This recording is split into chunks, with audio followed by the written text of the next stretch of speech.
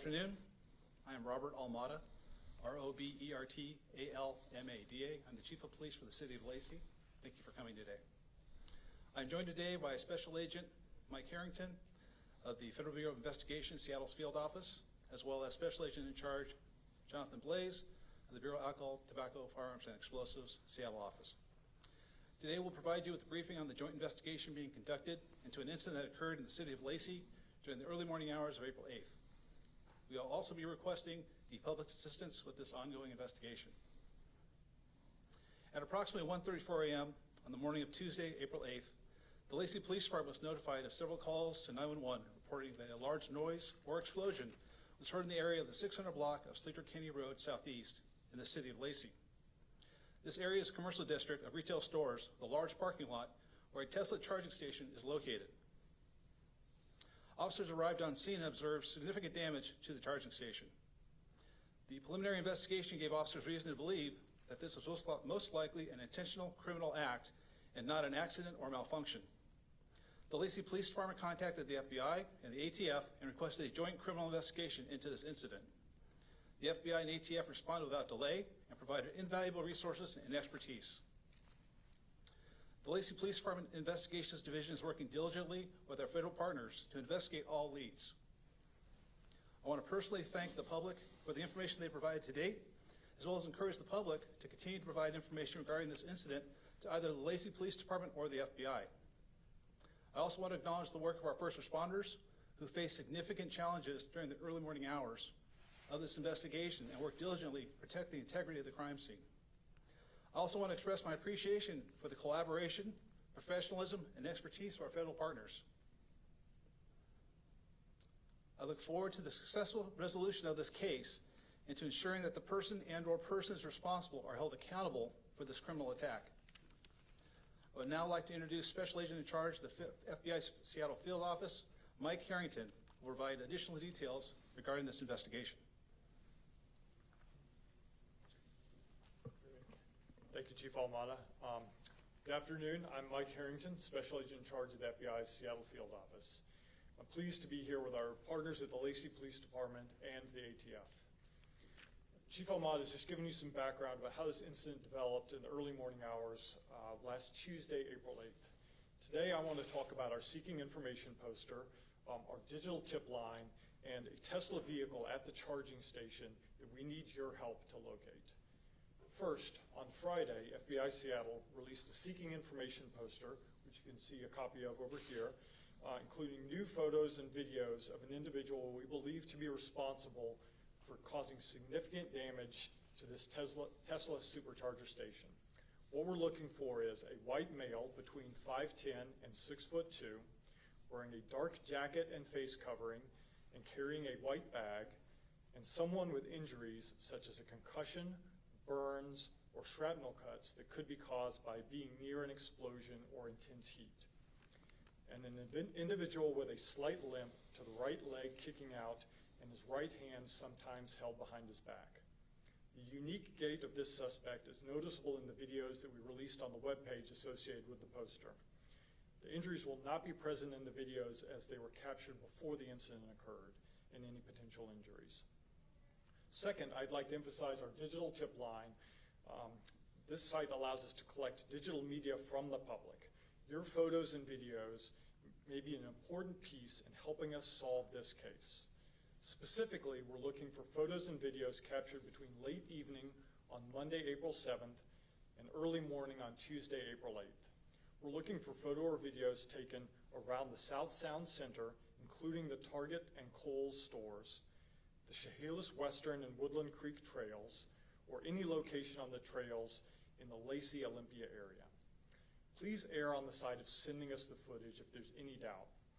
This could include doorbell camera footage from residents, security video from nearby businesses, cell phone video or photos, or video from Tesla vehicles at or near the South Sound Center charging station on the evening spanning 7 to 8 April. That brings us to the third point I'd really like to emphasize. We're looking for a 2016 to 2019 Tesla Model X, gray to dark gray in color, that was spotted at the charging station prior to and during the arson incident. This vehicle is not believed to be involved in the incident, but will be a potential witness to the events that evening and could have important evidence. So I'd like to thank our media partners for joining us and your role in helping us to reach the public.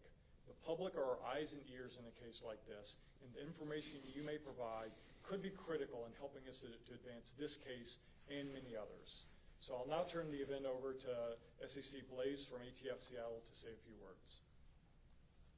Thank you. Good afternoon. I'm Jonathan Blaze, Special Agent in charge of the Bureau of Alcohol, Tobacco, and Firearms, Seattle Field Division. ATF is the federal agency primarily responsible for administering and enforcing the criminal and regulatory provisions of the federal laws pertaining to arson. For more than 40 years, ATF has developed scientifically proven investigative capabilities, expertise, and resources that have positioned ATF as the nation's primary source for explosives and fire investigative knowledge and assistance. For this attack on the Tesla Chargers, ATF special agents and FBI special agents responded and conducted a fire scene examination. Evidence was collected and sent to an ATF forensic laboratory for analysis. The ATF Seattle Field Division has worked with our federal, state, and local enforcement partners to investigate multiple attacks against Tesla facilities and vehicles in both Washington and Oregon this year. While we hope there are no further attacks on Tesla vehicles or property, we stand by to support any investigation if another one occurs. Thank you.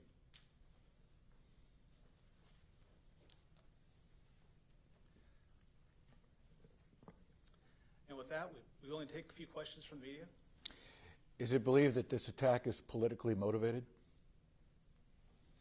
So I'll take this one. So I will say that we are treating this as if it were a domestic terrorism incident. However, we don't know what may have motivated this. That's part of their investigation, is looking into that. We do see some of the other elements that would be involved in terrorism, specifically violence in violation of a federal or state law.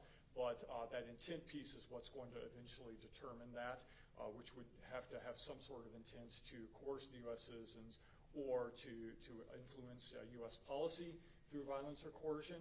So that is one thing that remains unknown at this point and will until we're able to really dig into the motivations behind this. Mike, can you tell us a little bit more about the witness model that was there? Where was it? What it could have possibly seen, where it was positioned? Right. I don't know exactly where it was positioned, but it was at that charging facility. And so we do believe that there's potential that if somebody were in the vehicle or the vehicle itself recorded some video, that would be very useful to our investigation. And was that car damaged at all during this explosion, or did it happen right before this explosion, or what's the details in that regarding that potential witness? Right. I don't believe there was any damage to the vehicle. So it would have been placed far enough away that it would not have seen damage, but still it is close enough that information that driver could potentially provide would be very useful to our And was that investigation. the charging station, or was it just parked in the massive parking lot and kind of near it, or what? Right. I believe it was at the charging station. Do you know what time it left? We don't know that. Regarding the explosion, is it believed that some type of bomb was used, or was it a fire that was set that caused the explosion? I would maybe have ATF address that one. Thank you. It's part of the investigation, and that's the reason why evidence was sent to the laboratory for a final determination to be made by the scientists at the laboratory and the investigators to make the causation of the fire and make the final determination on the causation of the fire and explosion. Jonathan, have they given you any kind of timeline when they might have that answer? No, they have not. How was the fire started? That's going to be part of the investigation and part of the evidence that's sent to the laboratory for analysis. They'll make that final determination. Was it on fire when police arrived? I believe I'm turning this over to the chief for that answer, for his response. There was no active fire when we arrived. That's why Lacey Fire was not called to the scene. When the officer did the initial assessment, it was clear there was a lot of damage and panels had been blown out, but there was no active fire. And what exactly was damaged itself? Just seeing some of the video, it looked like it was kind of that white thing next to the charging stations, and then maybe one particular charging unit was damaged, or what can you say about the damage, or That's a pretty accurate description. So the transformer blew out, the big box right there blew out. One of the actual charging station bays was involved. And we saw that as just repaired recently. When did that repair take place, and was Tesla on the hook for that, obviously? Were they the ones who repaired it immediately, or? It's Tesla owned, so they repaired their facility. I don't know what cost. Was this an amateurish attack, or are there signs that this was sophisticated? The investigation is ongoing. Is there more than one suspect? I can address this. So we're only aware of one suspect now. However, we're not ruling out that there could be an accomplice. In this sort of incident, sometimes we do see that. So it's possible somebody else is involved and could have helped with the preparation, potentially getting the suspect who actually approached the device to and from the location. So if anybody out in the public has any information, not only about the person we're asking about, but anybody else who could be a potential accomplice in this, we'd certainly be interested in hearing about that. But that's really just a possibility we're keeping open at this point. Can you explain their unusual gait? This happened before the explosion, not after. That's correct. So this person, when approaching the location, already had this unusual gait, which if you or the public goes on to the website that we've put up, you can actually see some videos that show that gait. So that was pre-existing before they actually conducted the attack on the thing. And then there may be potentially additional injuries post-attack.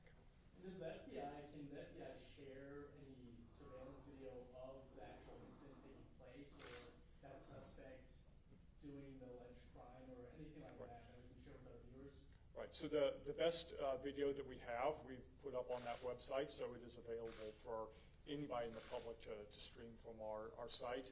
They can look at the poster, they can look at the video, and then determine whether they have anything that kind of fits our investigation that would be of use to us. In asking for help from the public to review their footage, I guess before it purges out of their home systems, have Lacey police officers or any agents had the time to canvass areas, or have you done what you could and now you're just reaching out beyond that? We've taken some investigative actions to that extent. I would maybe let the chief address what they've done. So immediately after the incident, we paired up with our federal partners. We canvassed the area for available video. We obtained a lot of video from a lot of different businesses in the area, a couple of Teslas that were parked in the area, things like that. We continue to gather video, so it's an ongoing process. The video that's on the website right now, what did that come from, and where did it come from? As part of that canvas. As a general question, why is it so important to catch the suspect? Well, we don't have a lot of incidents like this in Lacey. It's pretty significant when we have this type of explosion occur, and it's very important that we apprehend the suspect and get him into custody and make sure there's no further incidents. Especially since this is being treated as domestic terrorism. I can maybe Sure. add a little on to that. I mean, like I said, we're treating this as if it is presumptively domestic terrorism. We don't know the motivation behind this, but if it is a terroristic motivation, then we would expect somebody to potentially do this again. And in this case, it was property damage. What we would really hate to see is if somebody were injured or even killed in one of these incidents if it were to continue. How about one more question? Any indication how the suspect left the scene, given his unusual gait?